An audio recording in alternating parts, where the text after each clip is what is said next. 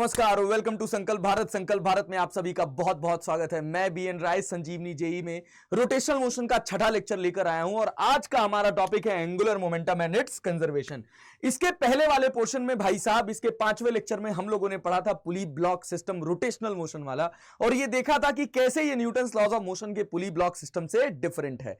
ठीक है भाई, और हम लोगों ने इसमें बात किया था कि रस्सी में टेंशन कैसे निकालें। भाई पुली अब जो है वो रोटेट कर रही है, न्यूटन्स लॉज ऑफ मोशन में पुली पॉइंट इन साइज होती थी, अब यहां पुली का कुछ अपना मास है, इस पुली का अपना कुछ रेडियस है, तो इसमें मोमेंट ऑफ इनर्शिया का रोल आ जाता है, एंगुलर एक्सेलरेशन आ जाता है। न्यूटन्स लॉज ऑफ मोशन में रस्सी पुली के ऊपर स्लिप करती थी, फ्रिक्शन लेस होता था, लेकिन यहां पर रस्सी में और पुली के बीच में फ्रिक्शन है और रस्सी जो है वो पुली को गोल घुमा रही होती है। तो इन सारे कॉन्सेप्ट को बहुत डिटेल में हम लोगों ने पढ़ा था और इस पर बेस्ड कंजर्वेशन ऑफ एनर्जी के क्वेश्चंस निकाले थे।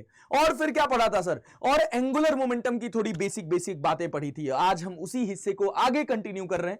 पहले हम थोड़ा सा रिव्यू करेंगे एंगुलर मोमेंटम को और उसके बाद अपने लेक्चर को आगे बढ़ाएंगे। तो हम सब जानते हैं, लास्ट लेक्चर में हमने एंगुलर मोमेंटम के बारे में पढ़ा था और कहा था it is the turning effect of linear momentum, और एक बात लिखी थी और वो क्या लिखा था sir, that is L vector equals to R vector cross P vector. ये हमने लिखा था एंगुलर मोमेंटम में।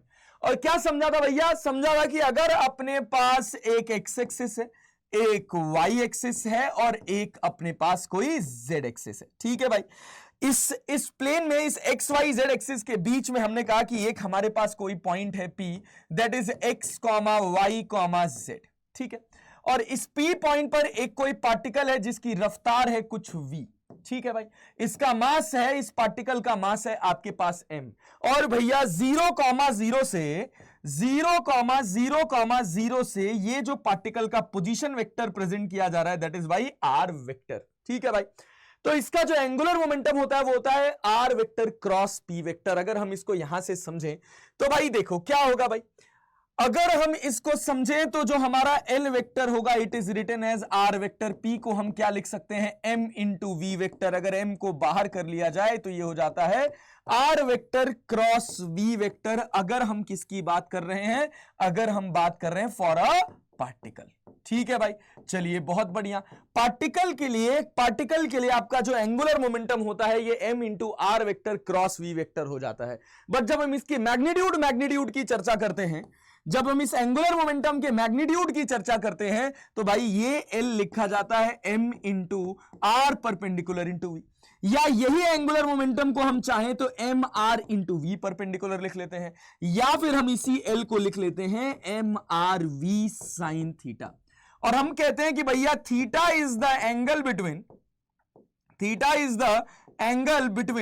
ये थीटा जो है ये एंगल है किसके किसके बीच का, it is the angle between R and we.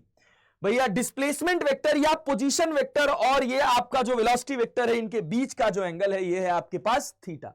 अब पढ़ते हैं, समझते हैं, देखते हैं इसकी बेसिक कहानी क्या है। तो देखिए भैया क्या है कि ये आपका आर वेक्टर है और ये आपका वी वेक्टर है। आर वेक्टर और वी वेक्टर के बीच का एंगल है आपके पास थीटा। ठीक है, अब इस P पार्टिकल का जिसका मास m है, वेलोसिटी v है, इस O पॉइंट के अबाउट जो एंगुलर मोमेंटम होगा उसका डायरेक्शन क्या होगा।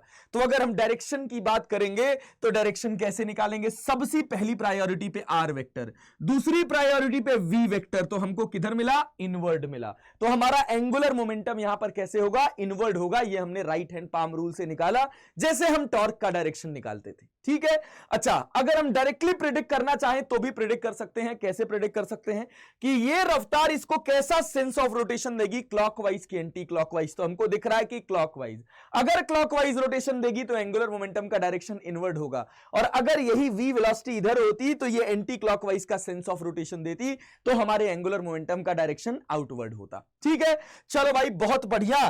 तो अब हम अगर इसके मैग्नीट्यूड की बात करें तो देखो क्या होगा, इस O पॉइंट के अबाउट जब इसका एंगुलर मोमेंटम लिखा जाएगा तो ये V का लाइन ऑफ एक्शन ये होगा। भाई वेलोसिटी जो ये अपने पास वेलोसिटी वेक्टर दे रखा है ये इसका लाइन ऑफ एक्शन है। ये एंगल आपके पास थीटा है, इसका मतलब ये एंगल भी आपके पास थीटा होगा, और ये जो होगा ये आपके पास R परपेंडिकुलर होगा।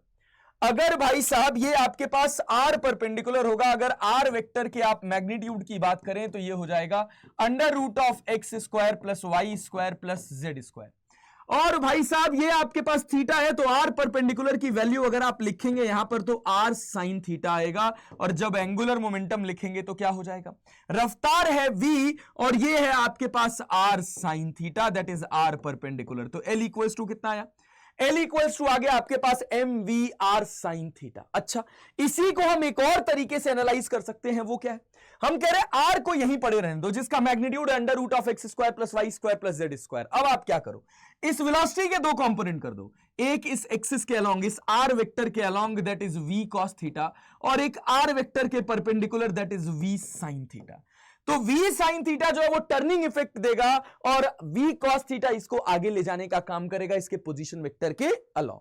तो जब आप यहां पर इस वाले एक्सप्रेशन से एंगुलर मोमेंटम लिखोगे तो आपका एंगुलर मोमेंटम क्या होगा, m into V perpendicular that is v sin theta into position vector का मैग्नीट्यूड r, तो ये ऐसे लिखा जाएगा m r v sin theta. ये दो तरीके हैं किसी भी पार्टिकल का एंगुलर मोमेंटम लिखने के लिए, that is m r vector into v, m r perpendicular into v या m r v परपेंडिकुलर। ठीक है, दोनों से हमको जो रिजल्ट मिलता है वो M V R sine theta ही मिलता है, and theta is the angle between R vector and V vector. ठीक है भाई, अच्छा सर पार्टिकल के लिए तो क्लियर हो गया, लेकिन अगर यही डिस्ट्रीब्यूटेड मास सिस्टम हो तब हम क्या करें, अगर यही हमारे पास एक डिस्ट्रीब्यूटेड मास सिस्टम हो और उसका एंगुलर मोमेंटम लिखना हो तो हम कैसे लिखेंगे, किसी पर्टिकुलर पॉइंट के अबाउट अगर ये रोटेट कर रहा हो तो देखो भाई क्या करोगे, तो भाई साहब अगर हम कहें कि हमारे पास एक ऐसे डिस्ट्रीब्यूटेड मास सिस्टम है जो एन टाइप के पार्टिकल से मिलकर बना हुआ है,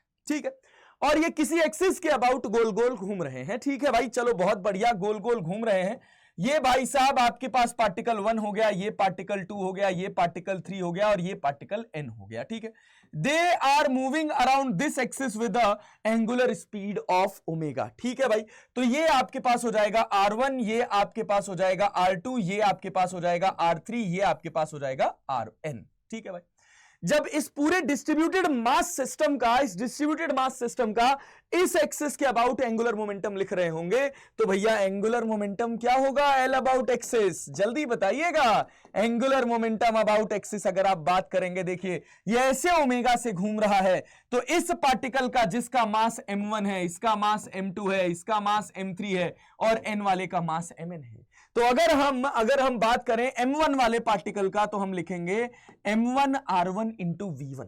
ठीक है, इसकी जो भी रफ्तार होगी m1 r1 into v1 plus m2 r2 into v2 plus dot dot dot mn rn into vn। ठीक है भाई, अच्छा अगर ये ओमेगा से गोल गोल घूम रहे हैं तो हम इनको लिख सकते हैं m1 r1 v1 की जगह लिख सकते हैं r1 ओमेगा, m2 r2 की जगह m2 r2 v2 की जगह लिख सकते हैं r2 omega plus dot dot dot mn rn और vn की जगह लिख सकते हैं rn ओमेगा।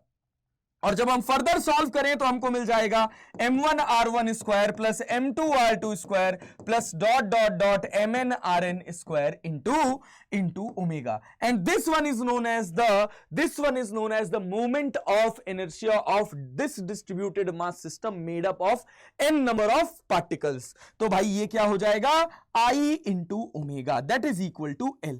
ठीक है भाई, अब ध्यान देना है कि L और I दोनों किसके अबाउट लिखा जाएगा, दोनों लिखा जाएगा एक्सिस ऑफ रोटेशन के अबाउट। पता चला आप moment of inertia centre of mass के अबाउट लिख रहे हैं और एंगुलर मोमेंटम किसी एक्सिस के अबाउट रोटेट कर लिख रहे हैं, जिस एक्सिस के अबाउट आपका पार्टिकल या आपका डिस्ट्रीब्यूटेड मास सिस्टम रोटेट कर रहा है। तो याद रखिएगा यहां पर L जिस एक्सिस के अबाउट होगा, मोमेंट ऑफ इनर्शिया भी उसी एक्सिस के अबाउट लिखा जाएगा। ठीक है, अच्छा सर, इसी से हम लोग एक कॉन्सेप्ट पढ़े थे टॉर्क का, कि टॉर्क क्या होता है, टॉर्क होता है dl by dt, torque equal to होता है dl बाई dt, और जब आप इसको लिखेंगे तो I into D omega by dt हो जाएगा, और यहीं से आपका टॉर्क निकल के आता है, that is I into alpha.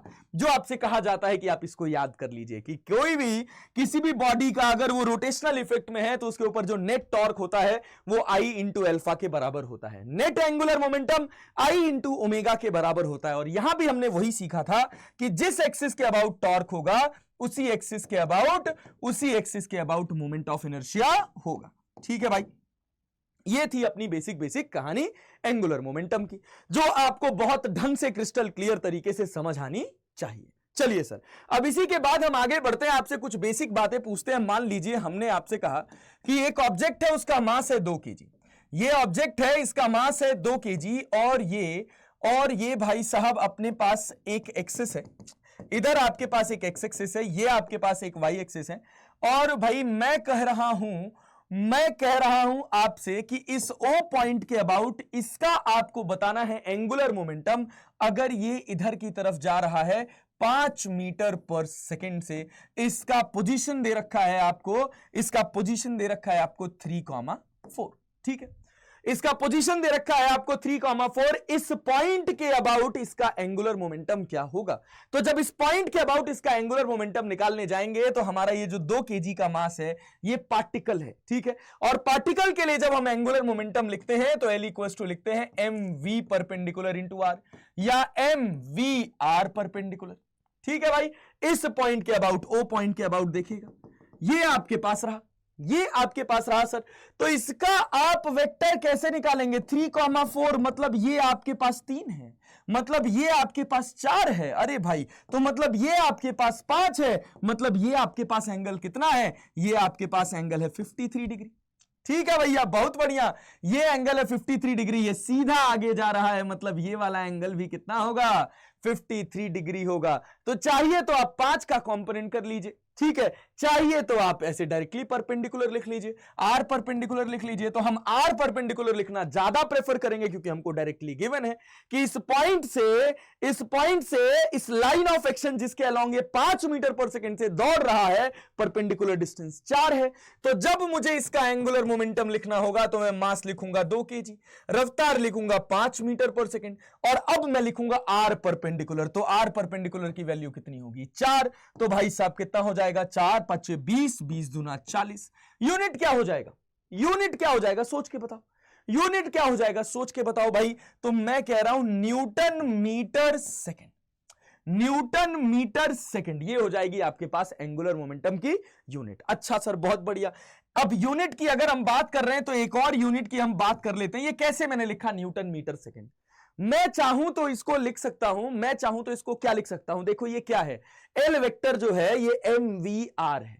m क्या है? किलोग्राम, v क्या है? मीटर पर सेकेंड, ये क्या है आपके पास? मीटर। तो इसको आप चाहें तो ऐसे भी लिख सकते हैं, L equals to 40 kilogram metre square per second, kilogram metre square per second भी लिख सकते हैं, जो किसके बराबर होगा? न्यूटन मीटर सेकंड के बराबर होगा। ऑब्वियस सी बात है, वेक्टर फॉर्म पढ़ रहे हैं तो क्वांटिटी तो वेक्टर ये होगी ही होगी। ठीक है, चलो भाई कहानी को आगे बढ़ाते हैं और चीजों को ध्यान से समझते हैं, पढ़ते हैं। अगर मान लो मैं कहता कि मेरा ये O पॉइंट खिसक के यहां चला गया, दैट इज A हो गया, ये मेरा एंगुलर मोमेंटम अबाउट O था, और अगर मुझे एंगुलर मोमेंटम अबाउट A लिखना होगा तो क्या लिखेंगे? तो हम देख रहे हैं कि इसका लाइन ऑफ एक्शन A से ही तो पास कर गया, तो अब कोई परपेंडिकुलर डिस्टेंस है ही नहीं, और अगर कोई परपेंडिकुलर डिस्टेंस है नहीं तो ऑब्जर्वर A को इसका कोई भी एंगुलर, इसका कोई भी टर्निंग इफेक्ट नजर नहीं आएगा, तो इसका एंगुलर मोमेंटम कितना हो जाएगा? इसका एंगुलर मोमेंटम 0 हो जाएगा। ठीक है भाई, चलो बहुत अच्छा, और कहानी को थोड़ा आगे बढ़ाते हैं और चीजों को समझते हैं। अगर हम आगे की बात करें तो देखिए इसी पर बेस्ड और क्वेश्चंस बन जाते हैं, जो हमने टॉर्क में देखा था कि अगर मान लीजिए आप किसी ऑब्जेक्ट को यहां से 10 मीटर पर सेकंड से at an angle of 30 degree, या कह दीजिए at an angle of 60 degree project कर रहे हैं। ठीक है, आपसे कहा गया कि बताइए इसका एंगुलर मोमेंटम इस P पॉइंट के अबाउट या इस O पॉइंट के अबाउट क्या होगा जब ये अपनी मैक्सिमम हाइट पर होगा। तो जब हमको एंगुलर मोमेंटम निकालना है इसके अपनी मैक्सिमम हाइट पर, तो पहले तो इसकी ट्रैजेक्टरी डिसाइड कर ली, और इसके मैक्सिमम हाइट पर ये कहीं इधर होगा। अरे ठीक है भाई, होगा अपनी मैक्सिमम हाइट पर, सिंपल सी बात है, बहुत अच्छी बात है भाई। तो देखो क्या है कि जब ये अपनी मैक्सिमम हाइट पर होगा तो इसकी क्या रफ्तार होगी बताओ। तो भाई हमने कहा 10 के 2 कंपोनेंट कर दो, एक इधर लिख दो 10 cos 60, जिसको हम लिख सकते हैं 5 मीटर पर सेकेंड, और इधर चला जाएगा अपने पास 10 sin 60, जिसको लिख सकते हैं 5√3 मीटर पर सेकेंड। यह आपके पास 5 मीटर पर सेकेंड है, यह आपके पास 5√3 मीटर पर सेकेंड है, और हमको पता है क्या पता है कि एक्स एक्सिस की रफ्तार में कोई चेंज नहीं होता है, तो ये कितना रहेगा, ये 5 मीटर पर सेकंड ही रहेगा। अच्छा भाई बहुत बढ़िया, ये 5 मीटर पर सेकंड रहेगा, वेरी गुड। हॉरिजॉन्टल रफ्तार चेंज नहीं होती है, तो भाई अगर हम इस ओ पॉइंट के अबाउट एंगुलर मोमेंटम लिखेंगे, इस ओ पॉइंट के अबाउट एंगुलर मोमेंटम लिखेंगे, तो हम क्या जानते हैं, या तो हम एम वी आर परपेंडिकुलर कर लें या एम आर वी परपेंडिकुलर कर लें, तो हमें ये आसानी होगी निकालना कि ये मेरे पास कितना होगा। देखो, अरे देख रहे हो क्या, अगर हम बात कर रहे हैं एम वी आर परपेंडिकुलर की, पार्टिकल का मास मैं यहां पे दे देता हूं, मान लीजिए इसका मास अभी भी 2 kg है, इसका मास कितना है, इसका मास 2 kg है, और आपको अगर इसका एंगुलर मोमेंटम लिखना है इसकी मैक्सिमम हाइट पर, तो आप सिंपल ये h निकाल दीजिए, यही h इसके परपेंडिकुलर डिस्टेंस हो जाएगा और आपका काम बन जाएगा। तो भाई ठीक है, चलो देख लेते हैं, भैया ये 5 मीटर पर सेकेंड से अगर इसका h परपेंडिकुलर देखा जाएगा तो ये होता है uy²/2g। तो ui की वैल्यू आपके पास है 5√3, इसका स्क्वायर करेंगे तो ये 25 या 75 हो जाएगा। अरे भाई 75 डिवाइडेड बाई 2 इंटू 10 हो जाएगा। अरे ठीक है भाई, अब क्या होगा, अब आपके पास हो गया ये 75/20 मीटर। ठीक है, ये आपके पास आ गया h। ठीक है, चलो भाई, क्या 5 से कट जाएगा, चाहे तो हम काट सकते हैं, बिल्कुल काट सकते हैं, तो काट देते हैं। 5 से काट देंगे तो ये अपने पास कितना हो जाएगा, 15 या 45, चौक को 60, 25, 75 और 5 चौक को 20, ये आपके पास हो गया 15/4 मीटर। ठीक है भाई। अच्छा, जब एंगुलर मोमेंटम लिखना होगा तो एम वी आर परपेंडिकुलर, मास कितना है मेरा, मास है मेरा 2 kg, रफ्तार मेरी कितनी है इसके मैक्सिमम हाइट पर, 5 मीटर पर सेकेंड। देखिए रफ्तार कितनी है, रफ्तार है 5 मीटर पर सेकेंड। अच्छा, आर परपेंडिकुलर कितना है, आर परपेंडिकुलर कितना है, ये देखो, ये इसका एक्सिस है, इस पॉइंट के अबाउट लिखना था, आर परपेंडिकुलर h है जिसकी वैल्यू है 15/4, तो ये 2 दूना 4 हो जाएगा, और भाई साहब ये 15 या 45, चौक को 60, 25, 75, 75/2, ये आपके पास आ जाएगा एंगुलर मोमेंटम 75/2 और यूनिट हो जाएगी kilogram metre square per second. लेकिन अगर इसी क्वेश्चन को थोड़ा सा बदल दिया जाता और आपसे क्या पूछ लिया जाता भाई, आपसे कह दिया जाता कि भैया आप क्या कर रहे हैं, आप इस एक्स वाई प्लेन में, ये आपके पास एक्स एक्सिस है, ये आपके पास वाई एक्सिस है, इस एक्स वाई प्लेन में अगर आप किसी पार्टिकल को यू वेलोसिटी से किसी थीटा एंगल पर फेंक रहे, यू वेलोसिटी से थीटा एंगल पर फेंक रहे, तो ऑब्वियस सी बात है सर कि इसका जो ट्रेजेक्टरी होगा वो कुछ ऐसा बनेगा, यहां से इस ओ पॉइंट से एम मास के पार्टिकल को यू रफ्तार से थीटा एंगल पर फेंका जा रहा है। अब आपसे कहा गया कि अब आप इसका मुझे एंगुलर मोमेंटम बताओ at any time T that is lying in between 0 to a, 0 से लेकर ए पॉइंट तक जाने में जितना भी समय लग रहा है, उस समय से छोटा अगर कोई टाइम हो और आपसे उस टी टाइम पर एंगुलर मोमेंटम पूछ ले, तो आप वो एंगुलर मोमेंटम कैसे कैलकुलेट करेंगे, सारा गेम यहां पर है भाई साहब इसका।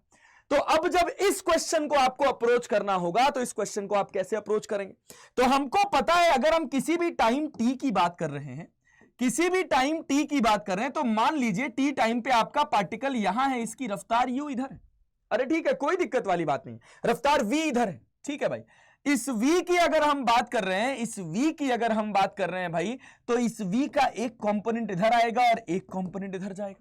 ठीक है भाई, इस u का एक कंपोनेंट इधर आएगा that is u cos theta, और एक कंपोनेंट इधर जाएगा that is u sin theta. भाई साहब अगर इस क्वेश्चन को मैं इस मेथड से सॉल्व करने जाऊंगा, पहले इसकी पोजीशन निकालूंगा, क्या भाई, कि मैं देखूंगा भाई ये इसका पोजीशन वेक्टर होगा। अरे ठीक है भाई, ये इसका पोजीशन वेक्टर होगा, देख लो ये इसका पोजीशन वेक्टर होगा, ये रफ्तार होगी इसकी v। तो भाई पहले तो आप क्या करो, x में इक्वेशन लगाओ, y में इक्वेशन लगाओ, और फिर उसके बाद इसका इधर लिखो vx, ये तो ठीक है ux के बराबर होगा, फिर यहां पर लिखो इसका vy, और इस vx और vy से ये नेट वेलोसिटी, और इस नेट वेलोसिटी का एंगल हॉरिजॉन्टल से कितना बन रहा है, फिर आपको इसके और इसके बीच के एंगल का ज्ञान निकालना पड़ेगा, and that will be little bit typical. तो इस क्वेश्चन को सॉल्व करने का कोई और तरीका है क्या मास्टर साहब, तो हम कह रहे हैं डेफिनेटली है, चिंता करने की कोई बात नहीं है। इस क्वेश्चन को अब आपको निकालना है, तो आप कैसे निकालिएगा, हम कह रहे हैं एक काम करिए, इसका ओ पॉइंट के अबाउट टॉर्क देखिए ना, ये कितना है, mg नीचे लग रहा है, ऑब्वियस सी बात है ग्रेविटी तो चेंज हो नहीं रही है, और परपेंडिकुलर डिस्टेंस कितना है, ये देखो ना, किसी भी टाइम t पे निकालना है तो आपका ये क्या हो जाएगा, u cos theta into T हो जाएगा। तो मतलब अगर अपने को टॉर्क लिखना हो तो हम सिंपल लिख सकते हैं mg into you cos theta into T. और हम क्या जानते हैं, टाउ इक्वल्स टू क्या होता है, टाउ इक्वल्स टू होता है dl बाई dt, और ये किसके बराबर हो जाएगा, mg into you cos theta into T हो जाएगा। तो मतलब dl इक्वल्स टू क्या हो जाएगा, that is mg into you cos theta into T into D T. Integrate कर दो 0 से लेके l तक और इसको 0 से लेकर t तक, तो आपको l कितना मिल जाएगा, आपको l मिल जाएगा u mg cos थीटा, और इस t की वैल्यू हो जाएगी आपके पास कितनी, t स्क्वायर बाई 2, लिमिट 0 से लेकर t तक, तो l कितना आ जाएगा, l आ जाएगा आपके पास u mg cos theta t square divided by 2। ये आपके पास एंगुलर मोमेंटम हो जाएगा, ठीक है। और ये सवाल मैं पिछले 7 साल से करा रहा हूं और इसी पर बेस्ड एक क्वेश्चन पूछ लिया गया था, शायद 2022 या 2023 में इसी पर बेस्ड एक क्वेश्चन पूछ लिया गया था। सिंपल आपको एंगुलर मोमेंटम बताना था अगर पार्टिकल किसी भी टाइम t पर कहीं किसी पर्टिकुलर पोजीशन पर है तो, ठीक है।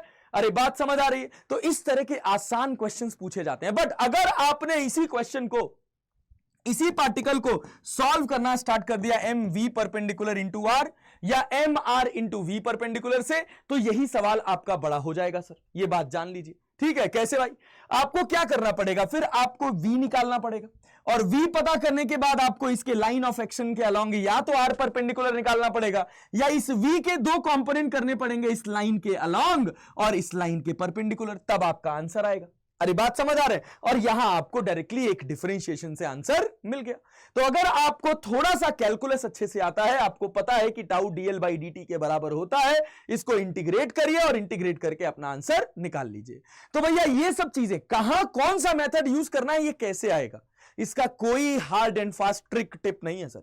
इसका बस एक ही तरीका है कि आप जब क्वेश्चंस ज्यादा लगाएंगे तो आपको पता लग जाएगा कि इस क्वेश्चन को इस मेथड से करा जा सकता था, आसानी से हो जाता, इस क्वेश्चन को इस मेथड से करते तो आसानी से हो जाता। अरे ठीक है, तो ऐसे जब चुनाव करेंगे, ऐसे जब चयन करेंगे, तब जाकर आपकी चीजें आगे बढ़ेंगी और फिर तब जाकर आपको ढंग से क्लैरिटी आएगी। ये तो था हमारे पास कि अगर किसी पार्टिकल का किसी पोजीशन पर किसी पर्टिकुलर पॉइंट के अबाउट एंगुलर मोमेंटम निकालना हो तो हम वो एंगुलर मोमेंटम कैसे कैलकुलेट करें। और भी क्वेश्चंस आएंगे समय के साथ। अच्छा सर, और मेरा बेसिक काम है आपको थोड़ा सा और ज्ञान करा देना, किसका, एंगुलर मोमेंटम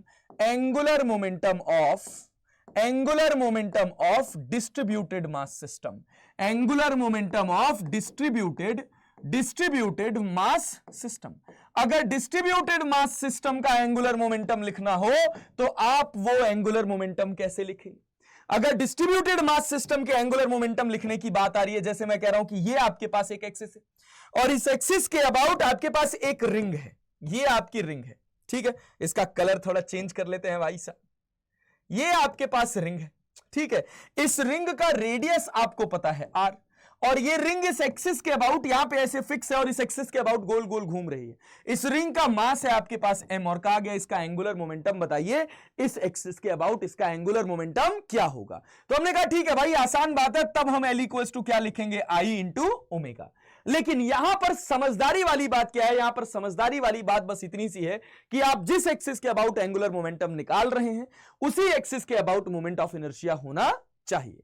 तो अगर रिंग की बात करें तो हम जानते हैं रिंग के डायमेट्रिकल एक्सिस के अबाउट जो मोमेंट ऑफ इनर्शिया होता है वो होता है mr square by 2।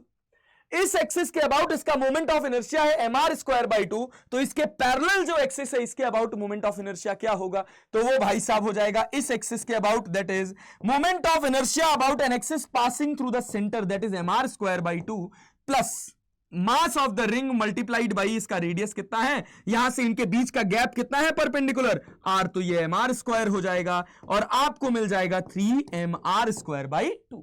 That is the moment of inertia of this ring about this axis. तो अगर आपको एंगुलर मोमेंटम लिखना होगा तो आप क्या लिखेंगे, आप लिखेंगे 3mr square by 2, 3mr square by 2 into omega. अरे ठीक है, ये आपका एंगुलर मोमेंटम लिखने का तरीका है, इस तरह से एंगुलर मोमेंटम लिखा जाता है, ठीक है सर। अच्छा, बहुत बढ़िया। अब मान लो मैंने तुमसे कहा कि तुम्हारे पास यही डिस्क की जगह, इस रिंग की जगह अगर तुम्हारे पास कोई एक स्फेयर हो जाए, अगर तुम्हारे पास इस रिंग की जगह कोई एक स्फेयर हो जाए और ये स्फेयर जो है वो अपनी इस एक्सिस के अबाउट, देखो इस एक्सिस के अबाउट ओमेगा से गोल गोल घूम रहा हो।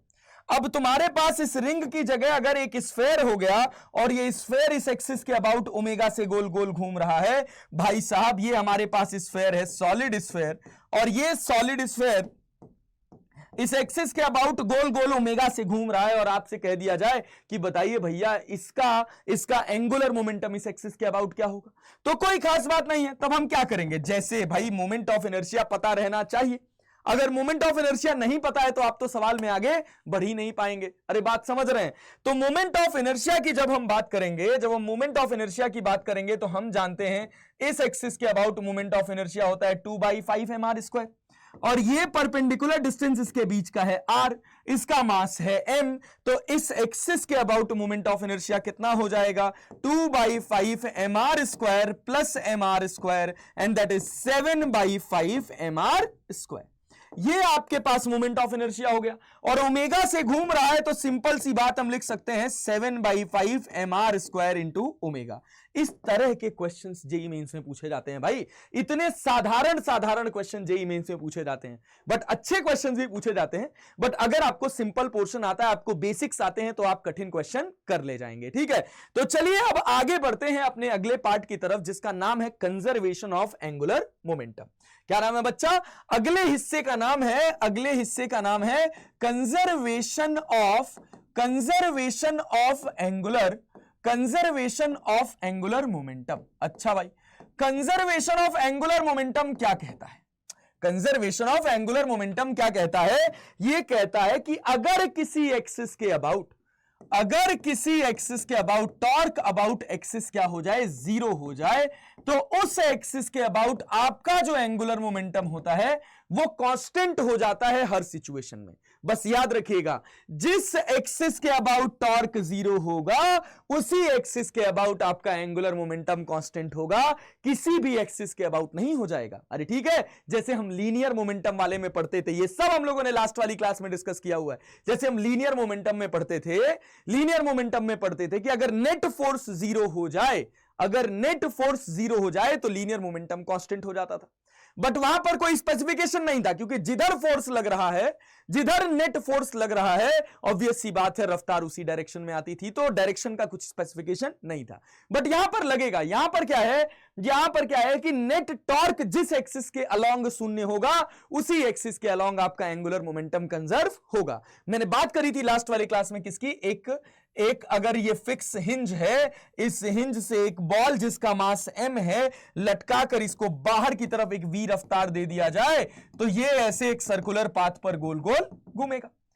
मास इसका m है, रफ्तार इसकी v आउटवर्ड है। अगर मैं इस O पॉइंट के अबाउट इसका एंगुलर मोमेंटम लिखूं तो देखो इस O पॉइंट के अबाउट एंगुलर मोमेंटम क्या होगा, लेंथ इसकी L है, ये आपके पास L वेक्टर हो गया, ये आपके पास वेलोसिटी हो गया, तो इसके अबाउट आपका जो एंगुलर मोमेंटम का डायरेक्शन आया वो L वेक्टर इधर की तरफ आया। अरे ठीक है भाई, L वेक्टर इधर की तरफ आया। अच्छा ठीक है, बहुत अच्छा भाई, ये देखो ध्यान से देखना, ये एंगल थीटा है, ये एंगल आपके पास कितना है, ये एंगल आपके पास 90 डिग्री है। ये वाला जो एंगल होगा ये 90 माइनस थीटा होगा, तो ये एंगल आपके पास थीटा होगा। अब इस एल वेक्टर की यहां पर बात करूं तो एक कंपोनेंट इधर आएगा एल कॉस थीटा और एक कंपोनेंट इधर जाएगा एल साइन थीटा। लेकिन देखो जब इसका पोजीशन बदलेगा, मान लो ये यहां आ जाएगा तो भाई तब आपका पोजीशन इधर हो जाएगा, वेलोसिटी इधर टेंजेंशियल हो जाएगी और एंगुलर मोमेंटम एल इधर आ जाएगा, एल इधर आ जाएगा। अगर एल इधर आया तो इस एल का जो कंपोनेंट इधर जाएगा वो एल साइन थीटा और जो कंपोनेंट ऐसे बाहर की तरफ आएगा वो आपका आएगा एल कॉस थीटा। तो देखो एल कॉस थीटा ऐसे अपना डायरेक्शन चेंज कर रहा है, लेकिन एल साइन थीटा अपना डायरेक्शन चेंज नहीं कर रहा है। अरे एल साइन थीटा का ना तो मैग्नीट्यूड चेंज हो रहा है ना तो डायरेक्शन चेंज हो रहा है। किस एक्सिस के अबाउट? बोलो बोलो बोलो बोलो, इस एक्सिस के अबाउट। तो देखो क्या इस एक्सिस के अबाउट टॉर्क जीरो है? अरे इस एक्सिस के अबाउट टॉर्क जीरो है कि नहीं जीरो है? देखो इसके ऊपर एक फोर्स इधर क्या लग रहा है, mg। अरे भाई तो टॉर्क कौन सी एक्सिस के अबाउट आएगा? टॉर्क बाहर वाली एक्सिस के अबाउट आएगा, मतलब इस एक्सिस के अबाउट नेट टॉर्क कितना होगा? इस एक्सिस के अबाउट नेट टॉर्क जीरो होगा। तो इस एक्सिस के अबाउट मेरा एंगुलर मोमेंटम कांस्टेंट रहेगा, that will be equivalent to L sine theta, जो चेंज होने वाला नहीं है। ये कहने का मतलब है कंजर्वेशन ऑफ एंगुलर मोमेंटम के। अच्छा, इसका और कॉन्सेप्ट समझिए। और कॉन्सेप्ट क्या है कि मान लीजिए हम कह रहे हैं कि हमारे पास ये एक एक्सिस है, ठीक है, ये हमारी एक्सिस है और इस एक्सिस पर हमारे पास एक डिस्क ऐसे गोल घूम रही है। ठीक है भाई, चलो समझो, ये हमारे पास एक डिस्क है जो इस एक्सिस के अबाउट ऐसे गोल गोल ओमेगा से गोल गोल घूम रही है। इस एक्सिस के अबाउट ये डिस्क मेरी ओमेगा से गोल घूम रही है। इसका मास, मैंने कहा कि इसका मास है आपके पास 4m। ठीक है भाई, और भाई मैं कह रहा हूं कि एक छोटा सा मास का टुकड़ा मैं धीरे से इसके ऊपर रख दे रहा हूं और इसके साथ फिर वो गोल गोल घूमने लग जा रहा है। अरे ठीक है, अगर ये इसके साथ गोल गोल घूमने लग जा रहा है तो बताओ क्या एंगुलर मोमेंटम कंजर्व है कि नहीं कंजर्व है? मैं इसको धीरे से इसके ऊपर लाके रख दे रहा हूं। अगर मैं इसको धीरे से इसके ऊपर लाके रख दिया तो पहले तो आप मुझे यह बताइए कि क्या इसका एंगुलर मोमेंटम कंजर्व है कि नहीं कंजर्व है। सोचो, क्या था कि जब ये इस एक्सिस के अबाउट गोल गोल घूम रहा था, तो इस एक्सिस के अबाउट इसका नेट इनिशियल टॉर्क कितना था? अगर टाउ इनिशियल की बात करेंगे, इसके सेंटर से पास कर रहा है तो इनिशियल टॉर्क कितना है? 0। अच्छा, अगर इस m मास के टुकड़े को मैंने यहां रख दिया तो क्या इसके रखे जाने की वजह से इस एक्सिस के अबाउट कोई टॉर्क आएगा? देखो, नहीं आएगा। क्यों नहीं आएगा? क्योंकि जब आप इसको इसके ऊपर रखोगे तो इसका खुद का वेट mg नीचे इधर लगेगा और इससे जो टॉर्क आना चाहिए वो आउटवर्ड आना चाहिए। मतलब इस एक्सिस के अबाउट कोई भी टॉर्क आने वाला नहीं है। और अगर कोई टॉर्क आने वाला नहीं है तो भाई साहब क्या होगा कि टॉर्क इनिशियल भी 0 है, फाइनल भी टॉर्क 0 है, दोनों सिचुएशन में टॉर्क 0 है, तो मेरा जो एंगुलर मोमेंटम होगा वो कांस्टेंट होगा। तो क्या मेरा ओमेगा वही रहेगा या बदल जाएगा? अगर मैं इसको यहां m मास के ऑब्जेक्ट को और एड ऑन कर दे रहा हूं, भाई इसका रेडियस अपने को दे दिया गया है r, इस m मास को मैं जस्ट इसके कॉर्नर पर एड ऑन कर दे रहा हूं, तो भाई साहब क्या इसके एंगुलर मोमेंटम में कोई चेंज आएगा? क्या इसके रखने से मैंने इस एक्सिस के अबाउट कोई टॉर्क लगाया? तो आंसर है भाई साहब नहीं लगाया। अगर कोई टॉर्क नहीं लगाया तो मेरा एंगुलर मोमेंटम कांस्टेंट है। तो भाई साहब एंगुलर मोमेंटम का हम फॉर्मूला जानते हैं, I इंटू ओमेगा। पहले मोमेंट ऑफ इनर्शिया केवल डिस्क का था, लेकिन अब इसके ऊपर मास रख दिया गया तो इसका मोमेंट ऑफ इनर्शिया बदल गया। अगर मोमेंट ऑफ इनर्शिया बदल जाएगा तो ओमेगा भी बदल जाएगा, ताकि मेरा L जो है वो क्या रह जाए? मेरा L जो है वो कांस्टेंट रह जाए। अरे ठीक है, कंजर्वेशन ऑफ एंगुलर मोमेंटम का एक सबसे शानदार सा एग्जांपल मैं आपको समझाऊं। क्या है भाई कि अगर आप ऐसे गोल गोल घूम रहे हो, ठीक है, कभी ट्राई करना, और भाई या एक प्लेटफॉर्म ले लेना, एक गोल घूमने वाला प्लेटफॉर्म लेना। एक कुर्सी होती है ना जो वो गोल गोल घूमने वाली होती, अगर उस कुर्सी पे आप बैठे हो और उस कुर्सी को ऐसे गोल गोल घुमा रहे हो, हाथ फैला लो, हाथ पास करो, जैसे तुम अपना हाथ पास करोगे ना उसका ओमेगा बढ़ जाएगा। क्यों? क्योंकि जब तुम अपने हाथों को पास ले आओगे तो अपने जो ये डिस्ट्रीब्यूटेड मास है इसको पास ले आ रहे हो, तो जब हाथ को तुम पास ले आ रहे हो तो तुम्हारा मोमेंट ऑफ इनर्शिया कम हो जा रहा है, तो तुम्हारा ओमेगा बढ़ जाएगा। अरे बात समझ आ रही है? क्यों बढ़ जा रहा है? क्योंकि हमारा एंगुलर मोमेंटम कांस्टेंट है। जब हम अपने हाथ को इधर से बाहर से इधर ले आ रहे हैं तो हम कोई एक्स्ट्रा टॉर्क जनरेट नहीं कर रहे हैं। तो नेट टॉर्क जिस एक्सिस के अबाउट मैं गोल गोल घूम रहा हूं, उस एक्सिस के अबाउट मेरा नेट टॉर्क जो है वो कितना है? वो 0 है, इनिशियली भी और फाइनली भी। चाहे मैं हाथ फैला लूं, चाहे मैं हाथ पास कर लूं। देखा होगा वो जो बैले डांसर्स होते हैं जो पैर के ऊपर डांस करते हैं, तो पहले तो जब वो अपना हाथ पीछे करते हैं तो उनकी स्पीड स्लो हो जाती है, लेकिन जैसे वो हाथ करीब करके डांस करते हैं ना, या स्पिनिंग उनकी कितनी भयंकर हो जाती है।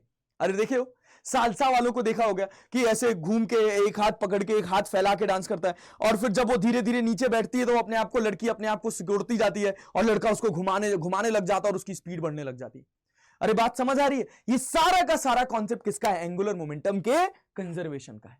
तो जब हम ये मास का टुकड़ा यहां रख रहे हैं, इसका मोमेंट ऑफ इनर्शिया बदल जा रहा है तो इसका ओमेगा बदल जाएगा। तो सर कहा गया फाइनल ओमेगा बता दो क्या होगा। तो हम कह रहे हैं ये सस्ता सवाल है भाई, टाइम पास क्वेश्चन है। L initial equals to L final लिख लो। L इनिशियल की बात करोगे, ये डिस्ट्रीब्यूटेड मास है, इसका मोमेंट ऑफ इनर्शिया इस एक्सिस के अबाउट। अब ये क्या है? अभी मैंने आपको बोला कि एक डिस्क है, तो डिस्क का इस एक्सिस के अबाउट मोमेंट ऑफ इनर्शिया क्या होता है? That is equivalent to mr square by 2। Mass है 4m, तो ये हो जाएगा 4m, रेडियस है r, तो 4mr square by 2 into omega. और फाइनली क्या होगा, जब इस ब्लॉक को यहां रखेंगे तो फाइनल इनका ओमेगा ओमेगा डैश हो जाएगा, ओमेगा बदल जाएगा, तो कितना हो जाएगा सर? तो फाइनली ओमेगा लिखेंगे तो आई इंटू ओमेगा लिखेंगे, फाइनल मोमेंट ऑफ इनर्शिया कितना हो जाएगा, तो हो जाएगा 4mr² plus mass M R distance पर है तो mr² इंटू ओमेगा डैश। ले भाई, यहां से क्या ओमेगा डैश निकालना कठिन काम है? क्या यहां से ओमेगा डैश निकालना कठिन काम है? नहीं भाई साहब, ये बिल्कुल भी कठिन काम नहीं है। क्या ये बात समझ आ रही है आपको? तो भाई ओमेगा डैश क्या हो जाएगा, देखो अगर आप यहां पे देखोगे तो ये आपके पास 4 2 6, या चाहो तो इसको ऐसे लिख लो 2 2 जा 4, और इसको यहां काट दो 2mr², ये 2mr² है, ये 3mr² है, और भाई mr² से mr² कट जाएगा तो आपके पास आ जाएगा 2/3 ओमेगा। देख लो, मोमेंट ऑफ इनर्शिया बढ़ा तो आपका ओमेगा घट गया, अरे ठीक है, मोमेंट ऑफ इनर्शिया घटेगा तो आपका ओमेगा बढ़ जाएगा। कई बार ऐसा होगा कि ये m मास का ऑब्जेक्ट इसके ऊपर गोल घूम रहा होगा और इसको यहां से हटा दिया जाएगा, और जब हटा दिया जाएगा भाई साहब तब भी कोई चेंज नहीं होगा। तब क्या होगा, जब ये हट जाएगा तो इसका जो मोमेंट ऑफ इनर्शिया है वो घट जाएगा तो इसका ओमेगा बढ़ जाएगा। सिंपल बात है, कुछ इसमें कठिन चीज नहीं है, ठीक है। चलो भाई, ये तो हमारे पास था बेसिक कॉन्सेप्ट, और बहुत सारे कॉन्सेप्ट हम सीखेंगे, और बहुत सारे कॉन्सेप्ट हम सीखेंगे अपने सवाल के साथ। सवाल लगाएंगे और देखेंगे कि हमने जो अभी तक पढ़ा है वही बार बार आएगा। जैसे ये सिंपल सा सवाल मैंने आपके सामने रखा कि एक ऑब्जेक्ट है जिसका मास है 1 kg, हैविंग वेलोसिटी आपको दे रखा है v vector, that is 2 of i cap plus 3 of j cap minus 4 of k cap, ठीक है। एट 2,3,2, भाई ये कहां पर है, ये है आपके पास 2,3,2। Find the angular momentum with respect to the observer placed at 1,2,1। देख रहे हो, तो आप क्या आर वेक्टर निकाल सकते हो। आर वेक्टर कैसा हो जाएगा, R2 vector minus R1 vector. तो R2 वेक्टर अपने पास कितना है, 2 of i cap plus 3 of j cap plus 2 of k cap, minus of i cap plus 2j cap plus k cap. अरे क्लियर है क्या? अब 2i में से i घटाओगे तो आपके पास r वेक्टर मिल जाएगा i कैप, 3 में से 2 जाएगा तो ये हो जाएगा j कैप, और 2 में से 1 जाएगा तो ये हो जाएगा k कैप। ये आपके पास r वेक्टर हो गया। अब आपको एंगुलर मोमेंटम चाहिए, मास इसका है 1 kg, ये r vector cross v vector हो जाएगा। अरे r क्रॉस v सिंपल सा क्रॉस प्रोडक्ट है, ये तो तुम कर सकते हो। अरे जेई की प्रिपरेशन कर रहे हो भाई, आर क्रॉस वी कैसे करते हैं, डिटर्मिनेंट मेथड से करते हैं। यहां लिखते हैं आई, यहां लिखते हैं जे, यहां लिखते हैं के। आर के कोऑर्डिनेट्स है 1,1,1, और भैया वी के कोऑर्डिनेट है 2,3,-4। अरे क्रॉस प्रोडक्ट करो, जो आएगा वही तुम्हारा एल हो जाएगा, एंगुलर मोमेंटम हो जाएगा। सिंपल सा क्वेश्चन है, मैं उम्मीद करता हूं कि इसको तो आप लगा ही सकते हैं। ठीक है, चलिए सर लगा ही लिया होगा, आगे बढ़ते हैं। और तो हम लोग अच्छा खासा सीख चुके हैं। ये देखिए, ये सवाल क्या कह रहा है, ये मेन 7 जनवरी सेकेंड शिफ्ट 2023 का सवाल है, और कह रहा है पार्टिकल ऑफ मास 100 ग्राम। भाई साहब लिखते जाओ, मास दे रखा है आपको 100 ग्राम, इसका मतलब है 0.1 kg। ठीक है, is projected at time t equals to 0 with speed of 20 meter per second at an angle of 45 degree to the horizontal। 20 metre per second से इनको फेंका गया है हॉरिजॉन्टल से 45 डिग्री का एंगल बनाते हुए। The magnitude of the angular momentum of the particle about the starting point at time t equals to 2 second. 2 second बाद इसका जो एंगुलर मोमेंटम है वो रूट के kilogram metre square per second आ रहा है।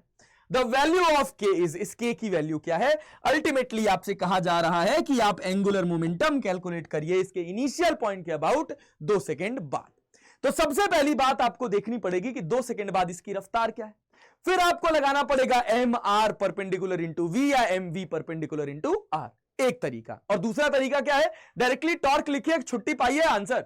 अरे क्लियर है, तो कैसे लिखेंगे सर। हम कह रहे हैं कि किसी भी टाइम टी पर अगर हम बात करें तो ये आपके पास हो जाएगा कितना, mg। ठीक है, और ये आपके पास हो जाएगा कोई भी परपेंडिकुलर डिस्टेंस। कितना भी परपेंडिकुलर डिस्टेंस, इसको हमने मान लिया कुछ भी d परपेंडिकुलर, और इस d की वैल्यू लिखनी होगी तो कैसे लिखेंगे किसी भी टाइम t पे। 20 का जो कंपोनेंट इधर आएगा वो कितना आएगा, 20 cos 45। कितना आएगा, 20 cos 45, और cos 45 की वैल्यू होती है 1/√2। तो हम कह रहे हैं कि इसको लिखो 20/√2 इंटू t। अरे ठीक है, ये चेंज होने वाला है नहीं, टी टाइम पे निकालना है 2 सेकंड पे, अभी बाद में बात करें, क्योंकि जैसे धीरे धीरे धीरे धीरे आगे जा रहा है टॉर्क इसका बदल रहा है, तो 0 से एल और 0 से टाउ जाएंगे बच्चा, समझ, 0 से टी जाएंगे, याद रखिएगा। तो d equals to 20/√2 into T हो जाएगा आपके पास। चलिए बहुत बढ़िया। mg की वैल्यू अगर आप देखेंगे तो 0.1 इंटू 10 करेंगे तो ये आपके पास आ जाएगा 1 न्यूटन। तो जब आप टॉर्क लिखेंगे तो टॉर्क की वैल्यू कितनी हो जाएगी, वो हो जाएगी 1 इंटू 20/√2 इंटू टी, किसी भी टाइम टी पर। और टाइम टी पर अगर हम टॉर्क को लिखें तो हम लिख सकते हैं dl/dt, that is 20/√2 into T. और dl इक्वल्स टू कितना हो जाएगा 20/√2 into T into D T. Integrate कर देंगे कहां से कहां तक, इंटीग्रेट कर देंगे इसको 0 से लेकर टी तक और इसको 0 से लेकर l तक। तो जब dl की बात करेंगे तो ये l हो जाएगा और ये हो जाएगा आपके पास 20/√2 इंटू टी स्क्वायर बाई 2। और लिमिट कहां से कहां तक लगानी है, 0 से लेकर 2 तक लगानी है। तो l की वैल्यू आपके पास आ जाएगी 20/√2 इंटू 2 2 4 डिवाइडेड बाई 2, तो ये 2 हो जाएगा। और इसको अगर आप लिखेंगे तो ये हो जाएगा 200 और ये हो जाएगा आपके पास √2। अरे ठीक है, अरे 20√2, क्या कर रहा हूं भाई साहब, मैं 20√2 लिखूंगा और 20 को जब मैं अंदर लेके जाऊंगा तो ये मेरे पास हो जाएगा 400, तो ये हो जाएगा आपके पास l इक्वल्स टू √800, मतलब k की वैल्यू आपके पास आ जाएगी, k की वैल्यू आपके पास आ जाएगी 800। ये हो जाएगा आपका आंसर। अब बढ़ते हैं हम अपने अगले क्वेश्चन की तरफ। हमारा अगला क्वेश्चन देखते हैं क्या है भाई। अगर हम अपने अगले क्वेश्चन की बात करें तो ये मेंस ऑनलाइन 2018 का सवाल है और बहुत ही बढ़िया, बहुत ही प्यारा क्वेश्चन है। पढ़ते हैं, समझते हैं। स्टेटमेंट खूब सारी बड़ी बड़ी लिखी हुई है, बट इस क्वेश्चन का आंसर बहुत अच्छा है, बहुत शानदार है, आपके कॉन्सेप्ट को बढ़िया कर देगा। क्या है भाई, कह रहा है कि thin uniform bar of length L, एक थिन यूनिफॉर्म बार है जिसका लेंथ है एल और जिसका मास है आपके पास 8m। देखिएगा लेंथ एल है, मास है 8m, lies on a smooth horizontal table. इसको एक स्मूथ हॉरिजॉन्टल टेबल के ऊपर रखा गया है। 2 point mass m and 2m, 2 point mass है, एक का मास m है और एक का मास आपके पास 2m है, are moving in the same horizontal plane from opposite side of the bar with speed 2v and v, with speed 2v and v। ठीक है भाई, बहुत बढ़िया। Respectively, the masses stick to the bar after the collision at distance L/3 and L/6। जब ये दोनों मास यहां टकराते हैं, जब ये दोनों मास यहां टकराते हैं भाई साहब, जब ये दोनों मास यहां टकराते हैं तो यहां चिपक जाते हैं। और कहा जा रहा है एक L/3 पर जो m है वो L, जो 2m है वो L/3 पर और जो m है वो L/6 पर। ठीक है, The masses stick to their bar after collision at distance of L/3 and L/6 respectively। ठीक है भाई, चलो बहुत बढ़िया। जो m मास है वो कितनी रफ्तार से दौड़ रहा है, m मास 2v से दौड़ रहा है क्या? Yes yes yes. देखो हम लोग यहां पर सवाल पढ़ने में गड़बड़ कर रहे थे। ये m मास जो है वो 2v से दौड़ रहा है और भैया जो 2m मास है वो v से आ रहा है। देखिए जिसका मास m है वो 2v से आ रहा है, जिसका मास 2m है वो v से आ रहा है। और कहा जा रहा है the mass stick to the bar after collision at distance L/3 and L/6 respectively from the center of the bar if the bar starts rotating about its center of mass as a result of collision। ये इसका जो centre of mass है, उस centre of mass के about क्या हो रहा है कि ये गोल गोल घूमने लग जा रहे हैं भाई साहब। The angular speed of the bar will be, ठीक है, कहा जा रहा है the masses stick to the bar after collision at distance L/3 and L/6 respectively. ये जो v है जिसका मास 2m है वो L/6 पर स्टिक कर जा रहा है, जिसका मास m है और रफ्तार 2v है वो L/3 पर स्टिक कर जा रहा है। From the center of the bar O, if the bar starts rotating about its center of mass as a result of collision, the angular speed of the bar will be, what will be the angular speed of the bar? इस बार का जो angular speed होगा वो क्या होगा, उसको हम कैसे कैलकुलेट करेंगे? तो सबसे पहले तो हम चेक करेंगे भाई साहब कि इसका सेंटर ऑफ मास क्या होगा और कहां होगा। तो भाई जब ये दोनों नहीं टकराए थे, तो भाई ऑब्वियस सी बात है कि इसका सेंटर ऑफ मास इसके सेंटर पे रहा होगा ओ। और जब ये टकरा गए तो इसका सेंटर ऑफ मास क्या होगा, तो XCOM इक्वल्स टू क्या लिखेंगे भाई? तब XCOM इक्वल्स टू क्या लिखेंगे, तो जब XCOM इक्वल्स टू कैलकुलेट करेंगे तो क्या होगा, 2m इंटू L/6।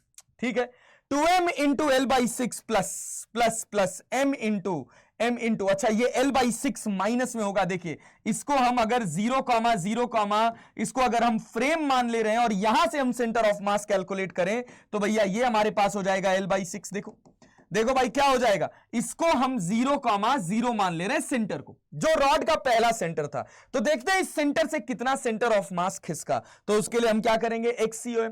ये मास कितना है, ये 2m है और कहां पर लग रहा है, l/6 पर लग रहा है। तो 2m into minus of l/6। ठीक है, चलो भाई साहब प्लस ये आपके पास कितना है, ये आपके पास है m into l/3 divided by 2m plus m कर देंगे। और जब हम इसको सॉल्व करेंगे तो हम देखेंगे कि हमारा XCOM आ जाएगा शून्य। कैसे भैया, ये आपके पास माइनस ml/3 है, ये आपके पास प्लस ml/3 है, कट जाएगा, 0 हो जाएगा। इसका क्या मतलब है, इसका सिंपल सा मतलब है कि अगर ये दोनों एड ऑन हो रहे हैं तो इसके सेंटर ऑफ मास में कोई भी डिस्टरबेंस क्रिएट नहीं कर रहे हैं, मतलब सेंटर ऑफ मास जहां है वहीं पड़ा हुआ है। अगर सेंटर ऑफ मास अपनी पोजीशन चेंज नहीं कर रहा है तो ऑब्वियस सी बात है कि सेंटर ऑफ मास को कोई लीनियर स्पीड नहीं मिलने वाली है। इसका क्या मतलब है कि इसके टकराने के बाद ये इसी O पॉइंट के अबाउट ओमेगा से गोल गोल घूम जाएंगे। ये जो m मास का ऑब्जेक्ट है इसको इधर ओमेगा से गोल घुमाएगा और ये इसको इधर ओमेगा से गोल घुमाएगा। अरे ठीक है भाई साहब, तो भैया इनिशियली ये जो पूरा सेटअप था उसका अपना कुछ एंगुलर मोमेंटम रहा होगा, फाइनली इस पूरे सिस्टम का कुछ अपना एंगुलर मोमेंटम होगा और L इनिशियल जो होगा वो L फाइनल के बराबर होगा। अरे ठीक है, एंगुलर मोमेंटम कंजर्व होगा अगर इस पूरे सिस्टम को हम क्या कर लें, इन तीनों पार्टिकल्स और दोनों पार्टिकल्स और रॉड को अगर एक सिस्टम मान लें तो हम इसके ऊपर ना कोई एक्स्ट्रा फोर्स ले आ रहे हैं, ना कोई एक्स्ट्रा टॉर्क आएगा। और अगर ऐसा नहीं होगा तो हमारा एंगुलर मोमेंटम कंजर्व रहेगा। और अगर हमारा एंगुलर मोमेंटम कंजर्व रहेगा तो हम लिखेंगे L initial equals to L final. तो हमारा L इनिशियल कितना था, देखो ये जो m मास का ऑब्जेक्ट था ये 2v से आ रहा था, तो भाई पार्टिकल था तो पार्टिकल का एंगुलर मोमेंटम होता है mvr। तो भाई साहब जब आप लिखेंगे इनिशियल एंगुलर मोमेंटम तो जो जिस पार्टिकल का मास m है उसकी रफ्तार 2v है और परपेंडिकुलर डिस्टेंस L/6 है। ठीक है भाई, डायरेक्शन किधर है, देखो डायरेक्शन किधर है, इनवर्ड है। और अगर हम 2m वाले की बात करें तो 2m वाले का रफ्तार है v और ये लग रहा है L/3 पर, और इसका भी जो डायरेक्शन है वो इनवर्ड है। तो हमने दोनों को पॉजिटिव पॉजिटिव लिख लिया और जो रॉड था वो मेरा रॉड रेस्ट में था, उसका एंगुलर मोमेंटम 0 होगा। और उसके बाद क्या होगा, ये दोनों उस रॉड से चिपक जाते हैं और रॉड ओमेगा से गोल गोल घूमने लग जाती है। तो जब हम फाइनल एंगुलर मोमेंटम की बात करेंगे तो क्या हो जाएगा, वो हो जाएगा आपके पास देखो I इंटू ओमेगा। इसको सॉल्व करो, ये आपके पास 3, ये आपके पास कुछ नहीं, तो आपके पास कितना हो जाएगा, mvl/3 हो जाएगा। ये आपके पास हो जाएगा mvl/3 और ये आपके पास हो जाएगा 2mvl/3। और moment of inertia I into omega लिखेंगे तो I किसका, पूरे सिस्टम का, जिस एक्सिस के अबाउट ये गोल गोल घूम रहा है, तो सेंटर के अबाउट गोल गोल घूम रहा है, तो इस सेंटर के अबाउट इस रॉड का जो मोमेंट ऑफ इनर्शिया होगा वो होगा ml²/12। तो इसका मास कितना है रॉड का मास है 8ml² डिवाइडेड बाई 12 प्लस भाई जिसका मास 2m है वो कहां आ रहा है, वो आ रहा है L/3 पर, तो ये अपने पास हो जाएगा L²/3 3 अरे देखो ना भाई, ये L जो 2m है वो L/6 पर आ रहा है, 2m जो है वो L/6 पर आ रहा है, तो L²/36 हो जाएगा प्लस m इंटू r²। अब यहां पर जो आपका m मास है ये L/3 पर है, तो ये हो जाएगा ml²/9। ये पूरा मोमेंट ऑफ इनर्शिया हो गया इंटू ओमेगा। अब देखो अब क्या मिलेगा, अब यहां से अगर आप देखोगे तो mvl/3 प्लस 2mvl/3 भाई इसको जोड़ेंगे तो ये हमारे पास हो जाएगा कितना, 3mvl/3। मतलब हम डायरेक्टली लिख सकते हैं इसको mvl। अरे लिख सकते हैं mvl किसके बराबर हो गया, ये हो गया अपने पास, एलसीएम ले लिया, 9 दूना 18, 9 त्रिक 27, 9 चौको 36, 12 दूना 24, 12 36, तो एलसीएम हो गया अपने पास 36। एलसीएम अगर अपने पास 36 हो गया तो 12 दूना 24, 12 36, ये आपके पास 24 हो गया प्लस, देखते जाइए बहुत बढ़िया, बहुत अच्छा क्वेश्चन है। ये आपके पास हो गया 24, ये आपके पास हो गया 2 और ये आपके पास कितना हो गया 4, और भाई ये आपके पास हो गया टोटल ओमेगा। और यहां पर ml² को हमने बाहर कर लिया, m से m कट गया, इस l से ये स्क्वायर कट गया, तो ओमेगा की वैल्यू कितनी आ जाएगी, ओमेगा की वैल्यू आ जाएगी आपके पास 36 V बाई 24 4 28 28 2 30 L। अरे ठीक है, क्या बात है भाई, 5 से या 6 से 6 5 जा 30, 6 6 जा 36, तो ये आपके पास हो जाएगा 6V बाई 5L। बढ़िया सा आंसर, मतलब 6V बाई 5L इसका आंसर हो जाएगा। ये रहा आपका इस क्वेश्चन का सॉल्यूशन।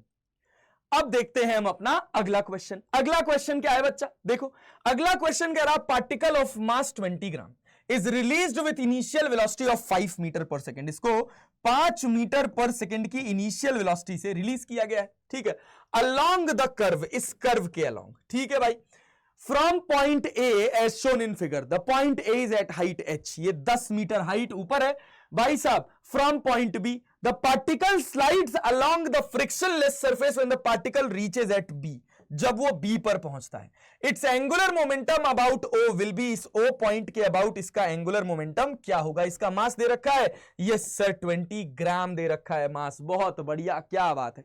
तो जब ये यहां से गिरना स्टार्ट होगा तो सबसे पहला टास्क तो होगा कि इसको आपकी यहां पर क्या रफ्तार होगी ये कैलकुलेट करना।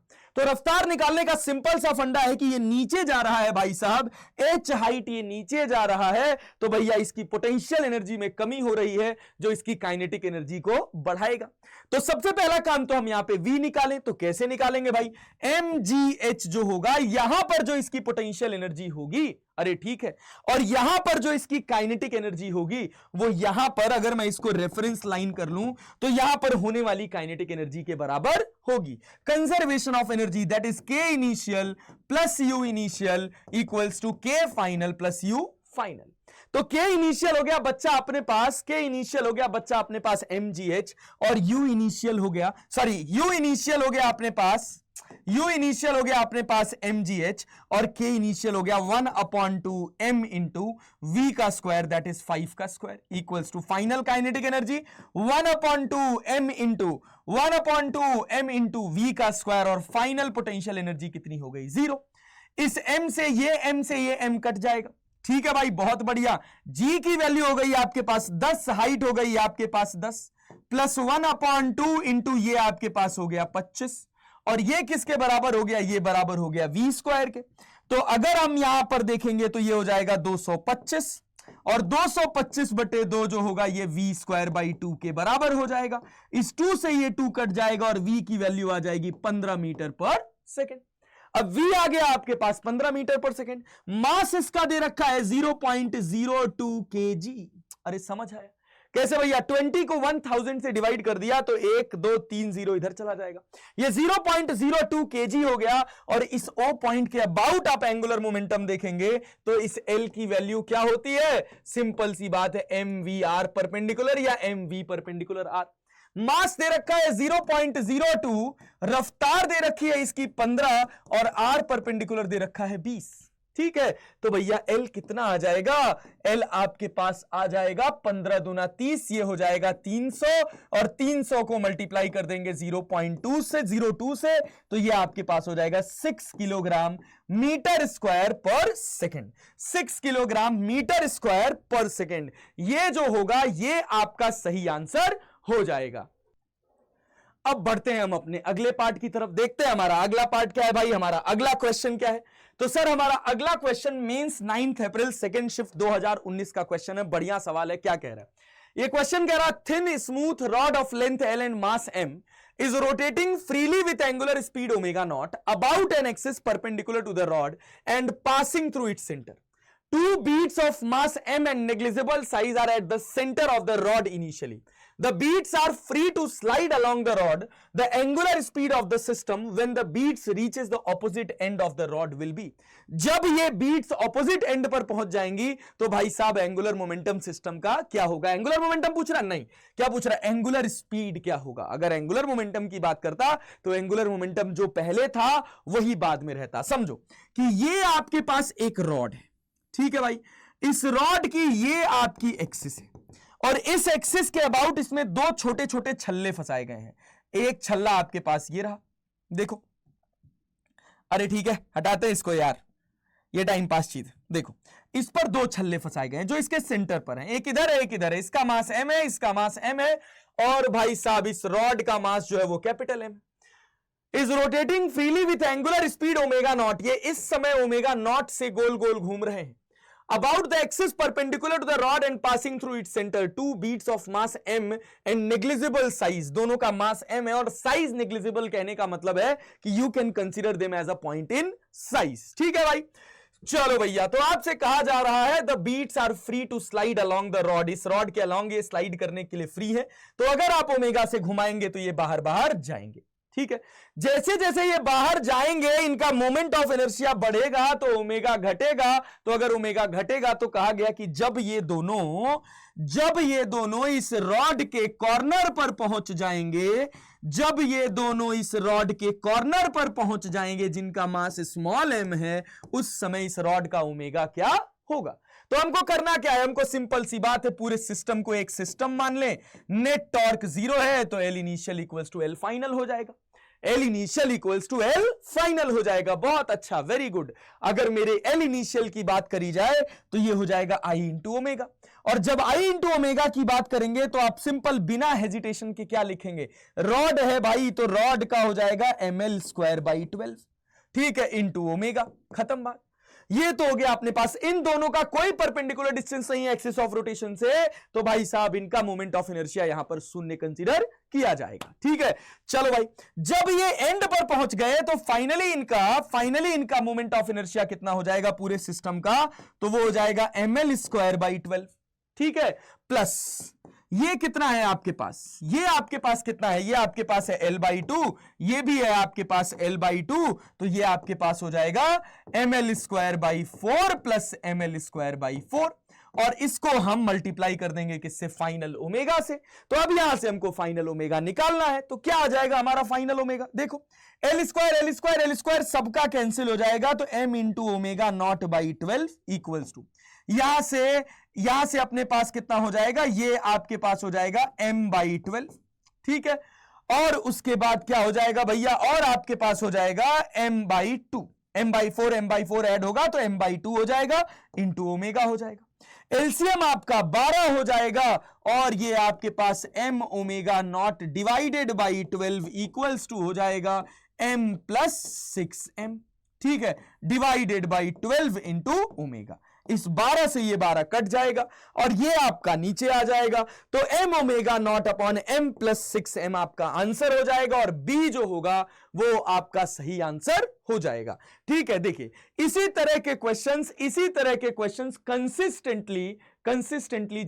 कंसिस्टेंटली पूछे जा रहे हैं। तो चलिए बढ़ते हैं अपने आगे की तरफ, अपने अगले क्वेश्चन की तरफ। हमारा अगला क्वेश्चन बढ़िया सवाल है, थोड़ा सा समझदारी वाला क्वेश्चन है, अगर आप एक बार दिमाग लगा के सॉल्व कर लिए तो इस क्वेश्चन में कोई खास बात नहीं है। मेंस 10 जनवरी फर्स्ट शिफ्ट 2019 का सवाल है। सवाल क्या कह रहा है, सवाल कह रहा है टू कोएक्सियल डिस्क्स, दो कोएक्सियल डिस्क है having moment of inertia I1 and I1 by 2, एक का मोमेंट ऑफ इनर्शिया I1 है, एक का moment of inertia I1 by 2 है, are rotating with respective angular velocities omega 1 and omega 1 by 2 about their common axis. They are brought in contact with each other and thereafter they rotate with a common angular velocity. If E final and E initial are the final and initial total energy, then E final minus E initial will be. E final minus E initial क्या होगा? तो सबसे पहली बात, हम question को अगर interpret करें, जितना मैं क्वेश्चन को समझ पा रहा हूं, मुझे कहा जा रहा है कि एक डिस्क ये रही जिसका नाम है डिस्क 1, और एक डिस्क अपने पास ये रही जिसका नाम है भाई साहब डिस्क 2। ठीक है, डिस्क 1 और डिस्क 2 इस कॉमन एक्सिस के अबाउट अलग अलग ओमेगा से घूम रहे हैं। Two coaxial discs having moment of inertia, ये जो डिस्क है आपकी, चलिए इसको हम थोड़ा छोटा कर देते हैं, अलग अलग, आप ये मत समझ लीजिए कहीं कि दोनों सेम साइज के हैं।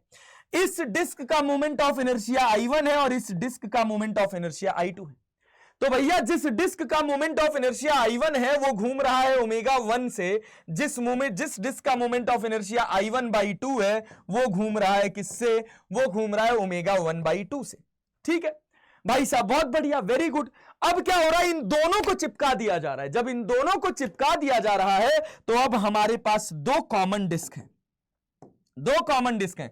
अगर इन दोनों को चिपका दिया जा रहा है तो सोचो फाइनल सिचुएशन हमारी कुछ इस तरह की हो रही है। ये हमारा हो गया डिस्क 1 और ये हो गया हमारा डिस्क 2। देखना, ये देखो, अब दोनों को चिपका दिया गया। जब दोनों को चिपका दिया गया तो भाई साहब ये दोनों जो डिस्क हैं अब ये किसी ओमेगा से घूम रहे हैं, और आपसे कहा गया कि भैया इनिशियल इनकी जो काइनेटिक एनर्जी थी और फाइनल इनकी जो काइनेटिक एनर्जी थी वो काइनेटिक एनर्जी का डिफरेंस बताइए क्या होगा। तो सबसे पहला काम काइनेटिक एनर्जी का डिफरेंस निकालने के लिए आपको ये ओमेगा निकालना पड़ेगा। तो जब ये दोनों को मैं मिलाकर एक सिस्टम मान ले रहा हूं और दोनों एक दूसरे के ऊपर चिपक जा रहे हैं, रख दिए जा रहे हैं, तो क्या हो रहा है? क्या हो रहा है? कोई एक्स्ट्रा टॉर्क लग रहा है क्या? क्या बाहर से कोई एक्स्ट्रा फोर्स लग रहा है क्या? ना, इस एक्सिस के अबाउट तो कोई टॉर्क ही नहीं आ रहा भाई, और कोई टॉर्क नहीं आ रहा तो मेरा एंगुलर मोमेंटम तो कंजर्व रहेगा। तो मैं सिंपल सी बात लिखूंगा कि L initial equals to L final. क्या लिखूंगा भैया? तब मैं लिखूंगा कि मेरा L इनिशियल जो होगा वो L फाइनल के बराबर होगा।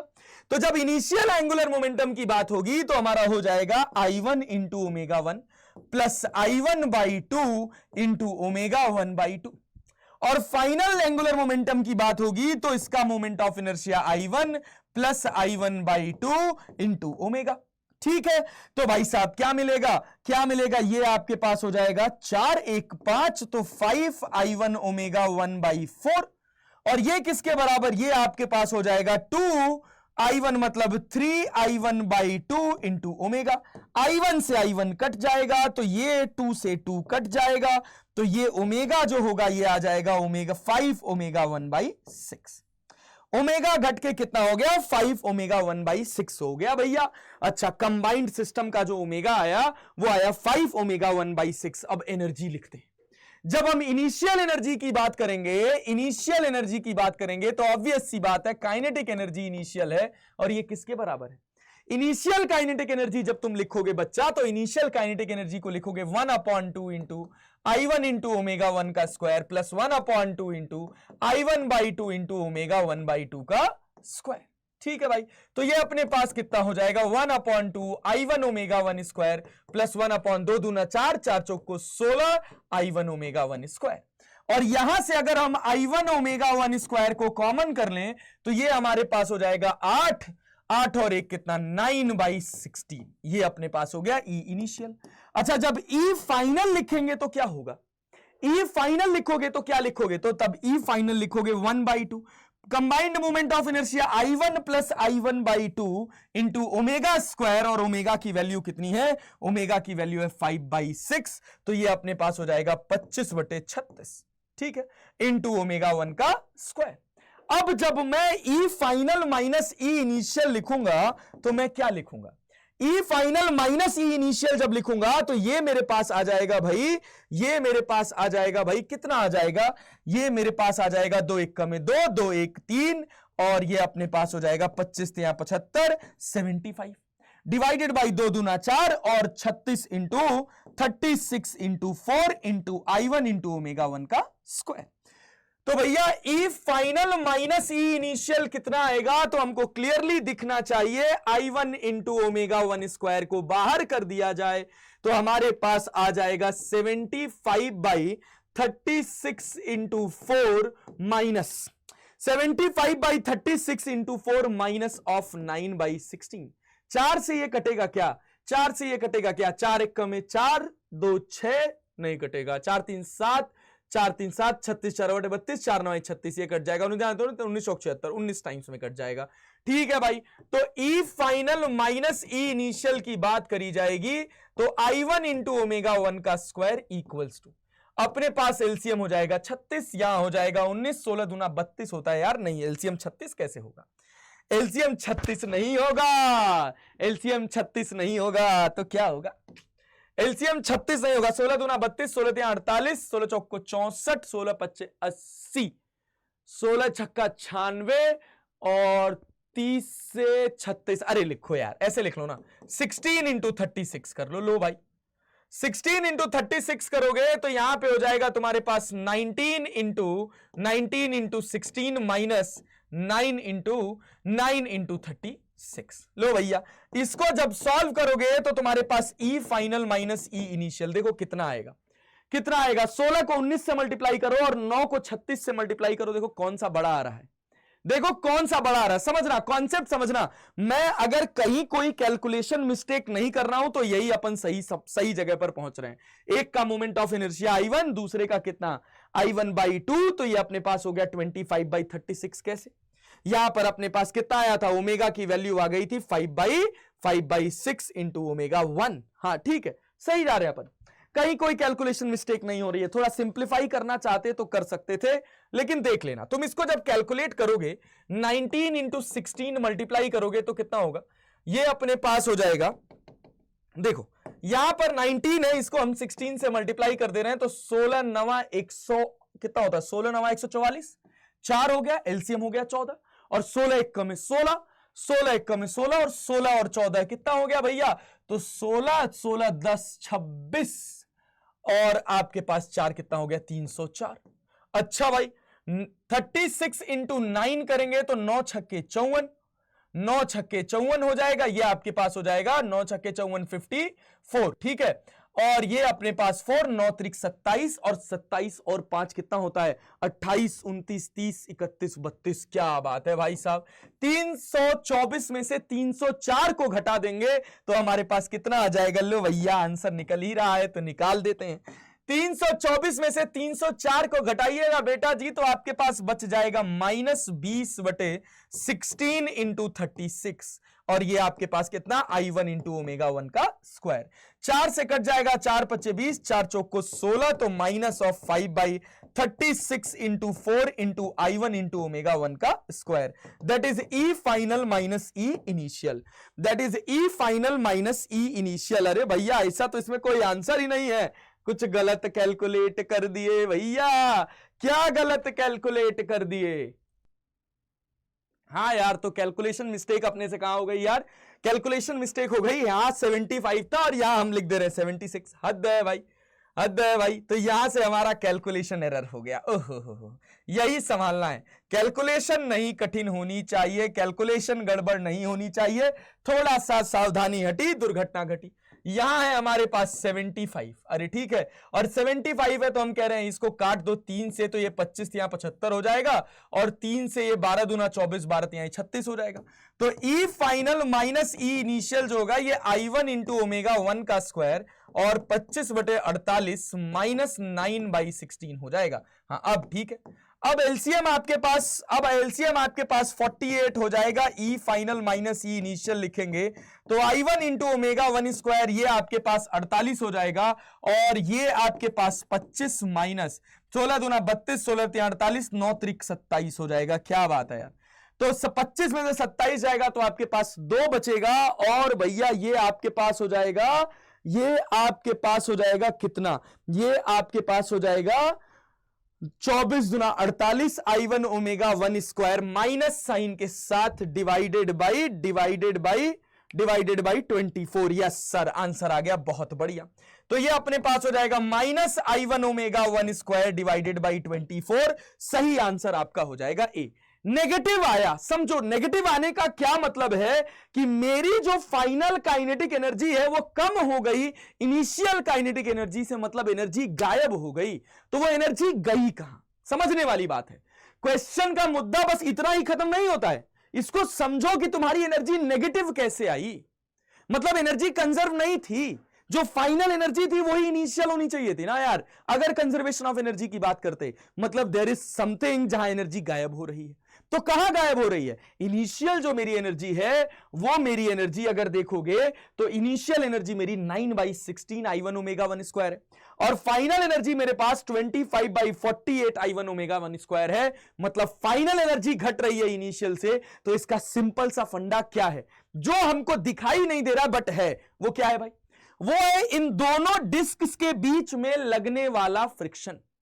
इन दोनों डिस्क के बीच में लगने वाला फ्रिक्शन क्या हो रहा है भैया, हमको देखने में लग रहा है कि हमने इसके ऊपर इसको रख दिया, और भैया अगर ये दोनों, समझो अगर ये दोनों कांस्टेंट ओमेगा पर आए, इसका क्या मतलब हुआ, इसका मतलब हुआ कि इन दोनों के बीच में एक फ्रिक्शन लग रहा है जो इसके ω1 को घटा रहा है, और इसके ओमेगा जो है ये ω1/2 है, इसको बढ़ा रहा है तब तक जब तक दोनों का ओमेगा सेम ना हो जाए।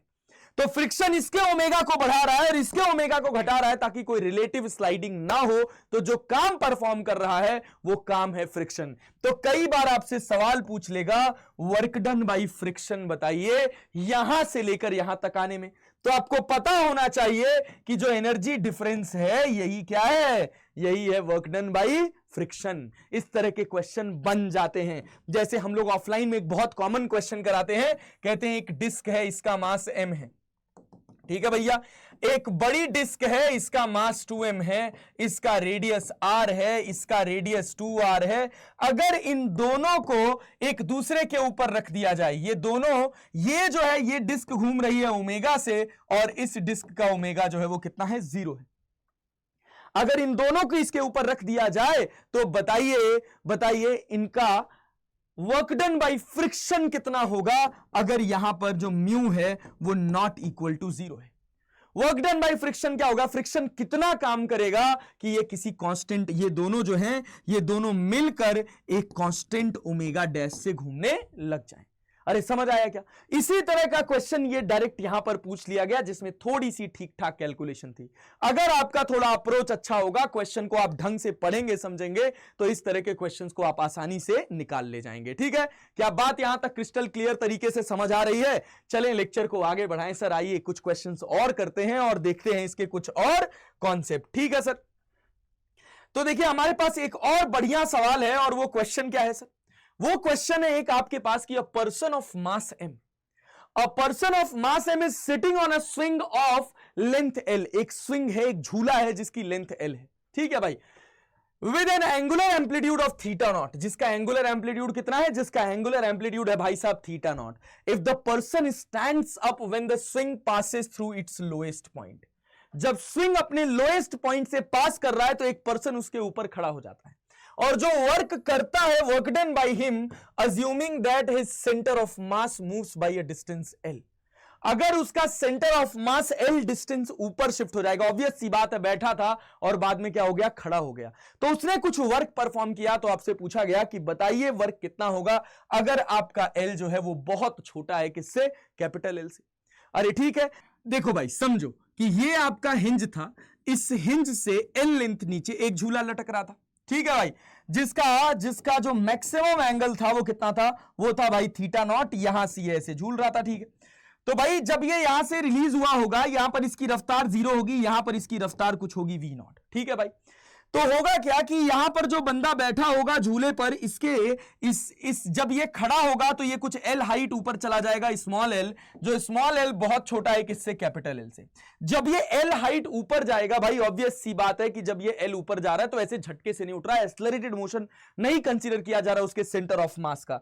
तो l जब खड़ा हुआ तो उसका centre of mass l height ऊपर गया, तो भाई जो वर्क परफॉर्म हुआ उसको हम सिंपल लिख सकते हैं F इंटू L। लेकिन अब सारा गेम है हमको क्या निकालने का? सारा गेम है हमको फोर्स निकालने का। तो वो फोर्स हम कैसे निकालेंगे सर? तो जब हमको ये फोर्स निकालना होगा तो हम सिंपल लिखेंगे F इक्वल्स टू, यहां पर कितना लग रहा होगा? mv not square by capital L और दूसरा इसका खुद का वेट mg। ठीक है, तो भैया एक अपना वेट mg और एक इसका mv not square by l, इस नेट फोर्स के अगेंस्ट वो वर्क परफॉर्म कर रहा है, मतलब इतना फोर्स तो उसको ऊपर लगाना ही पड़ेगा, that is mv not square by l plus mg। अब किसी भी तरह से हमको mv नॉट, m हमको पता, l हमको पता, m हमको पता, g हमको पता, v नॉट का इसमें कहीं कोई जिक्र नहीं किया गया है। तो भाई आपसे कहा गया आप ये v नॉट निकाल कर बताओ कि ये v नॉट कितना होगा। ठीक है, तो हम जानते हैं कि जब कोई भी object simple harmonic motion perform करता है तो उसकी जो वेलोसिटी होती है वो बराबर होती है a इंटू ओमेगा के। अब सारा गेम इस a का है, ये a कितना होगा? तो इस a की वैल्यू हो जाती है l into theta, L into theta. इस a की वैल्यू हो गई आपके पास L इंटू थीटा। अच्छा ये थीटा नॉट है तो इसको हम लिख ले रहे हैं भाई थीटा नॉट। अच्छा ओमेगा को हम सब लोग जानते हैं, हम लिखते हैं क्या? Under root of G by L. Time period में 2 pi under root of L by G होता है, तो यहां पे हो जाता है under root of G by L. वाह क्या बात है। और अगर ये under root of G by L होता है तो हम इसको लिख सकते हैं under root of L G. देखो इसको रूट एल कट जाएगा, under root L G into theta not हो जाएगा और इस वैल्यू को उठा के यहां रखेंगे तो ये आपको मिल जाएगा M by L into G into theta naught plus M G. अब क्या होगा, थीटा नॉट का स्क्वायर, इस एल से ये एल कट जाएगा, एफ इक्वल्स टू आपके पास हो जाएगा mg theta naught square plus mg। और जब आप वर्क की बात करेंगे mg को कॉमन कर लीजिए, theta naught square plus 1 into L, तो मतलब mgl into theta naught square plus 1, mgl into theta naught square plus 1 आपका आंसर हो जाएगा। This one will be the correct answer of this particular question. अब देखो हमारा अगला क्वेश्चन है, ये जो हमारा अगला क्वेश्चन है ये जेईई एडवांस 2020 का क्वेश्चन है and this is the last question of this particular lecture. इसको बहुत ध्यान से देखिएगा, समझिएगा, मजा आ जाएगा। सर ये क्वेश्चन क्या कह रहा है, ये कह रहा है rod of mass m and length l pivoted at one of its end. बहुत तगड़ा सा कॉन्सेप्ट है इसमें, छोटा सा, इसको बहुत ध्यान से देखिएगा, मजा आएगा sir. At one of its end is hanging vertically, ये वर्टिकली हैंग कर रहा है। A bullet of same mass, जितना मास इसका है उतना ही मास इस बुलेट का है, ठीक है। At speed, a bullet of same mass moving at speed v strikes the rod horizontally at distance x। यहां से x नीचे ये जो बुलेट है ये इसको जाकर हिट करती है, ठीक है, बहुत बढ़िया सर। और कहा जा रहा है from its pivoted end and gets embedded in it, ये इसमें जाके पेनिट्रेट करके फिक्स हो जाती है, ठीक है। The combined system now rotate with angular speed omega. अब ये जो कंबाइंड सिस्टम है इसकी एंगुलर स्पीड आ जाती है omega about the pivot. The maximum angular speed omega M achieved for x equals to xm। x equals to xm पर इसकी जो ओमेगा होती है वो मैक्सिमम होती है। देन आपको कैलकुलेट करना है कि किसी भी x पर ओमेगा क्या होगा और कैलकुलेट करना है कि किस xm पर ये जो किस xm पर अगर ये हिट करे तो इसका ओमेगा जो होगा वो मैक्सिमम होगा। तो सारा गेम ओमेगा निकालने का है। अच्छा सर, हम ये कह रहे हैं, बहुत ध्यान से सुनिएगा, बहुत तगड़ा सा कॉन्सेप्ट आपको इस क्वेश्चन के साथ बताएंगे कि जब ये इससे टकराएगा तो ये इसके ऊपर एक फोर्स लगाएगा। अच्छा बहुत बढ़िया, ये भी इसके ऊपर एक फोर्स लगाएगा, दोनों एक दूसरे के ऊपर फोर्स लगाएंगे, मतलब नेट फोर्स कितना होगा, 0 होगा। अगर नेट फोर्स 0 होगा, ध्यान से सुनना, अगर नेट फोर्स 0 होगा तो क्या मेरा लीनियर मोमेंटम कांस्टेंट होगा कि नहीं होगा? सबसे पहला सुंदर सा सवाल जो मुझे इस क्वेश्चन को देखते दिमाग में आया। तो बहुत सारे बच्चों को यह गलतफहमी होती है कि भाई साहब जितना फोर्स इसने इस पर लगाया, इसने भी इसके ऊपर उतना ही फोर्स लगाया और नेट फोर्स आपके पास हो गया 0। और नेट फोर्स 0 हो गया तो आप लीनियर मोमेंटम को भी कंजर्व कर सकते हैं। बट उस बच्चे का ध्यान वहां नहीं जाता जहां यह हिंज है। जब ये इससे टकराएगा तो हिंज पर एक फोर्स आएगा और भाई साहब हिंज पर ऑलरेडी फोर्स है, समझिए, हिंज पर ऑलरेडी फोर्स है और जब ये टकराएगा तो ये एक्स्ट्रा फोर्स ले आएगा, मतलब एक्सटर्नल फोर्स 0 नहीं है, समझिए, नेट फोर्स 0 नहीं है तो लीनियर मोमेंटम कांस्टेंट नहीं होगा। अच्छा, एंगुलर मोमेंटम की बात करें, ये जो जब इससे टकराया तो जितना टॉर्क ये नॉर्मल रिएक्शन जनरेट करेगा इस पॉइंट पर, उतना ही टॉर्क ये भी जनरेट करेगा। और इस पॉइंट के अबाउट, जिसके अबाउट ये गोल घूम रहा है, या आप कह लो इस एक्सिस, जिस एक्सिस के अबाउट ये ओमेगा से गोल घूम रहा है, इस एक्सिस के अबाउट इसके नेट एंगुलर मोमेंटम में कोई चेंज नहीं आएगा। मतलब इनिशियली अगर मेरा angular momentum m into X है, m into X into V है, तो फाइनली भी मेरा एंगुलर मोमेंटम जो बनेगा वो m into X into V के बराबर होगा। अरे क्लियर है, एंगुलर मोमेंटम में कोई चेंज नहीं आएगा क्योंकि कोई एक्स्ट्रा टॉर्क नहीं आ रहा है। इससे लगने वाले नॉर्मल रिएक्शन से जितना टॉर्क आउटवर्ड आएगा, इस नॉर्मल रिएक्शन से उतना ही टॉर्क इनवर्ड आएगा और नेट टॉर्क 0 हो जाएगा। और हिंज पर कितना भी फोर्स बदल जाए, इन फोर्सेस की वजह से इस हिंज पॉइंट पर कोई भी टॉर्क आने वाला नहीं है। तो मैं सिंपल सी बात लिखूंगा, L initial equals to L final.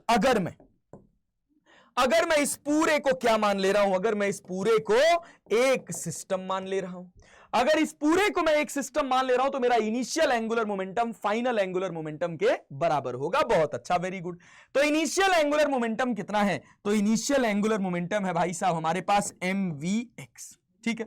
Final angular momentum कितना है? तो फाइनल एंगुलर मोमेंटम है भाई साहब m इंटू, देखो पार्टिकल का पहले लिखेंगे तो पार्टिकल का हो जाएगा m into omega into mvr, ठीक है, या mvr, और फिर या इसको और क्या लिख सकते हैं, v को क्या लिख सकते हैं, v equals to r omega लिख सकते हैं, तो mr स्क्वायर इंटू ओमेगा। तो कितने जगह पे हिट किया? x पर हिट किया तो mx square into omega plus इस रॉड का मोमेंट ऑफ इनर्शिया इस एक्सिस के अबाउट कितना होगा? तो इस एक्सिस के अबाउट होगा भाई साहब अपने पास ml² / 3 × ओमेगा। अब यहां से अगर आप देखोगे तो आपको ओमेगा की वैल्यू कितनी मिल जाएगी? तो सर ये m और ये m आपका कट जाएगा, तो इस ओमेगा की वैल्यू आपको मिल जाएगी 3vx/3x² + l²। ठीक है, अच्छा कैपिटल L लिखा हुआ है तो आप कैपिटल L लिख लो, मुझे स्मॉल l लिखने की आदत है तो मैं वही लिख देता हूं यार। ठीक है, चलो कैपिटल L लिख देते हैं इसको, ml² / 3, यहां पर अपने पास 3vx/3x² + l²। लो भैया एक पार्ट हो गया आपका, A will be your right answer. ठीक है, ए जो होगा वो आपका सही आंसर हो जाएगा 3vx/l² + 3x²। अब दूसरी बात की कहां पर टकराएगा, तो आपका जो ओमेगा होगा वो मैक्सिमम होगा, तो मैक्सिमा मिनिमा का आप तो कॉन्सेप्ट आ गया और आप क्या लिखोगे d⍵/dx, मतलब d/dx of 3vx/3x² + l² that is equal to 0। यहां से जो x का वैल्यू मिलेगा वही आपका xm हो जाएगा। तो जब इसको डिफरेंशिएट करेंगे तो क्या होगा, तो भाई हम 3x² + l² को एज इट इज छोड़ देंगे, 3vx का डिफरेंशिएशन हो जाएगा आपके पास 3v, फिर माइनस साइन लगाएंगे, 3vx को छोड़ देंगे और इसका डिफरेंशिएशन आपके पास कितना हो जाएगा, ये आपके पास हो जाएगा 3 × 2 = 6x and that will be equivalent to 0। l तो कांस्टेंट था, उसका डिफरेंशिएशन 0 डिवाइडेड बाई इसका स्क्वायर करेंगे, 0 में मल्टीप्लाई होगा, शून्य हो जाएगा सर। और जब आप इसको सॉल्व करेंगे तो देखिए v से v कट जाएगा, इधर 0 हो जाएगा और आपके पास 3v पूरा 0 हो जाएगा, आपको मिलेगा 3x² + l² minus 3 6 18 3 6 18 x² that is equal to 0। 18 में से 3 जाएगा तो 6 बचेगा, अरे मतलब कितना बचेगा, 15 बचेगा, तो 15x² will be equal to l²। तो मतलब x की वैल्यू आपके पास कितनी आ जाएगी, x की वैल्यू आपके पास आ जाएगी l/√15 that will be equivalent to xm। तो xm अपने पास कितना आ जाएगा, xm अपने पास कितना आ जाएगा, 3 चौक 3 पांचे 15। अरे अपने पास कुछ गलत हुआ क्या, कुछ गलत हुआ क्या भाई साहब, कोई कैलकुलेशन मिस्टेक हुआ क्या? 3x² + l² और यहां पर आपके पास 3vx का डिफरेंशिएशन हो गया 3v और माइनस यहां पर हमने क्या किया, 3vx को एज इट इज रहने दिया और ये आपके पास हो गया 3 × 2 = 6x और l² का गेम हो गया इक्वल्स टू 0। 6 3 18 और नहीं यार, वही तो देखो ना, यही तो हमने गड़बड़ कर दिया यार, यही तो हमने छोटी सी एरर कर दी। क्या एरर कर दी भाई, ये 3v तो पूरा गायब हो गया था ना, तो यहां पर हमारे पास कितना बचा था, यहां पर हमारे पास बचा था 6x² that is equal to 0 और 3x में से 6x जाएगा तो कितना बचेगा, ये बचेगा 3x² इक्वल्स टू l², मतलब x की वैल्यू आ गई l/√3 दैट इज xm। मतलब आपका a और c जो होगा ये सही आंसर होगा, more than one option correct का जेईई एडवांस का ये क्वेश्चन है। इसमें मैंने कुछ क्वेश्चंस PYQs के छोड़ रखे हैं, इन क्वेश्चंस को आप ट्राई करिएगा और इनका आंसर निकालकर कमेंट बॉक्स में मुझे जरूर बताइएगा। तो मन लगाकर पढ़ते रहिए, बने रहिए हमारे साथ। मिलते हैं अब आपसे रोटेशनल मोशन के दूसरे हिस्से में जिसका नाम है rolling motion in the next lecture. ठीक है, धन्यवाद सर।